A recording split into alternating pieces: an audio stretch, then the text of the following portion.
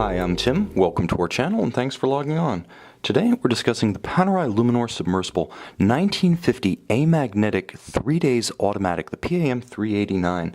You can see and you can purchase this amagnetic submersible on our website. Subscribe to our YouTube channel if you enjoy these videos, and please click on the card in the upper right hand corner of the screen at any time during these videos to see our full commercial listing for this watch with prices included naturally, high-resolution images for your desktop, and additional accessories included in the sale of this PAM 389.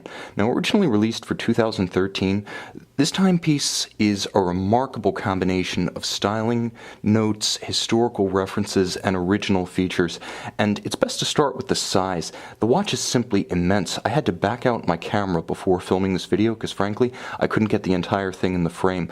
By dimensions alone, it should wear with the aesthetic and the ergonomic features of something like an IWC Big Pilot, but it doesn't. First, the bare measurements. Across the round of the case, not including the device protecting the crown, which adds about 8 millimeters, the watch measures 47 millimeters from 9 to 3 o'clock.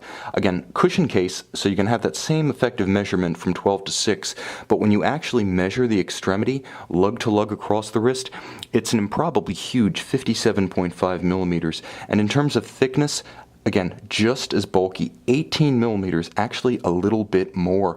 This is not a watch designed to be worn under any kind of cuff. It's designed to be worn under 1,000 feet of water.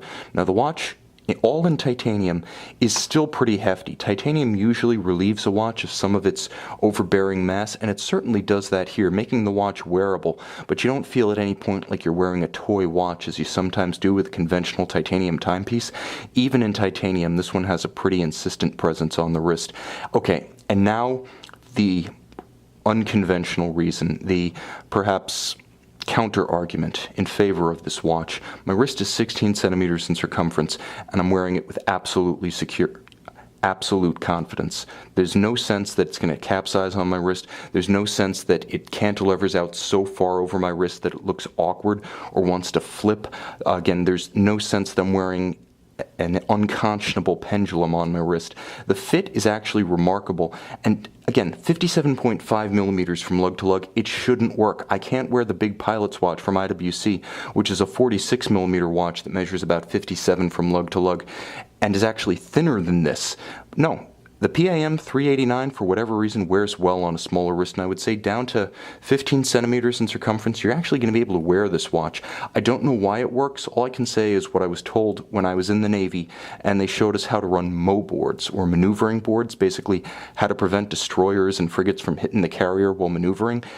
You don't necessarily have to know how those equations work, just press the I believe button, and you're going to have to do that with the fit of this watch. Trust me, I have a small wrist. It shouldn't fit, but it does. Just press I believe.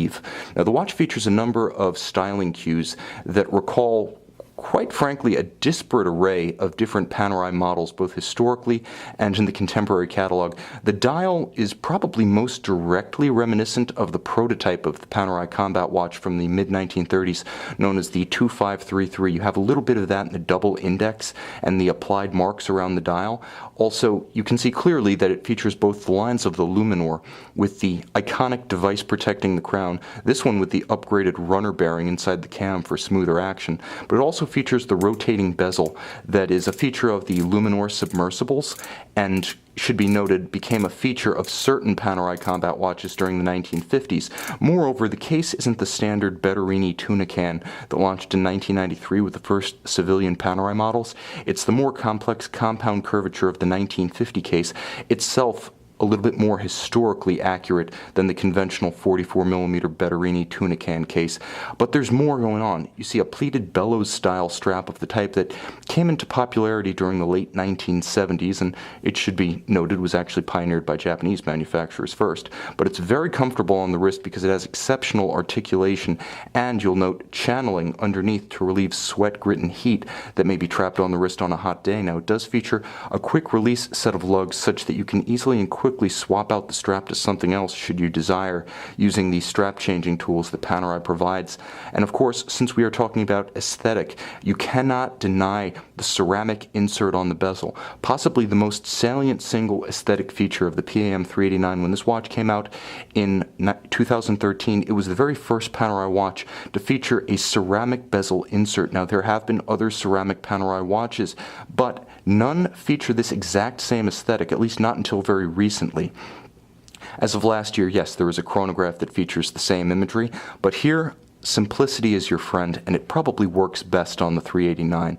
Now, the dial, of course, features all applied indices, a historical reference, yes, but also a thoughtful additional refinement in that each one of the metal elements bearing the luminescent plots is actually polished titanium, the same material of which the bezel and the case are crafted. Now, it's a solid case back, and that because this is part of the submersible line. Nevertheless, there is a Panerai manufacturer caliber inside the P9000 automatic. The 9000 features a 3-day power reserve, automatic winding, efficient ceramic bearings, unlubricated.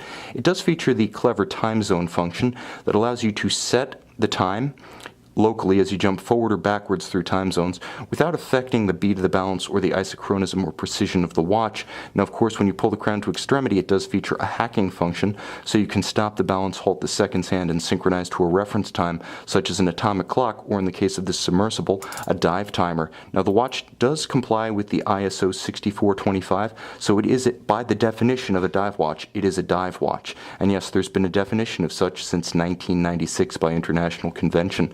Of course, a unique look, a handsome look, but of course, there's another feature besides the look, the feel, the size, and the mechanical refinement, and that's the anti-magnetic properties of the watch. Now, truth be told, it's not an amagnetic watch. What Omega does with the SI14 hairsprings, that's amagnetic. Amagnetic having no bearing with respect to magnetic effects. Anti-magnetic is what you have here. A soft iron inner case around the movement. It doesn't so much ignore magnetism as it actively resists it, attempting by paramagnetic means to channel the field lines around the movement. That's what anti-magnetic is.